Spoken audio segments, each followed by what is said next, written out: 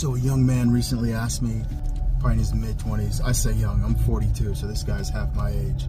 He says, how do you hear God's voice? Because you could tell he was searching and he's looking for meaning in life, what should shape his life, the decisions that he's making. There's many ways.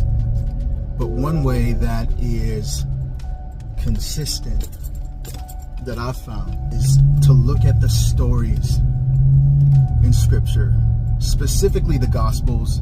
All of Scripture does, but specifically the Gospels, because they're more proximal to the person of Jesus.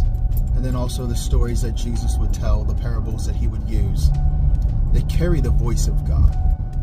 Anytime you watch a good film, whatever it is, a really good film will inspire you. It'll carry some kind of ethic, some moral quality, some bit of inspiration. There will be a voice that film carries that allows you to see yourself in the antagonist or the protagonist, or somebody who's apathetic, or maybe just a bystander, and it'll call you to make your life count, matter.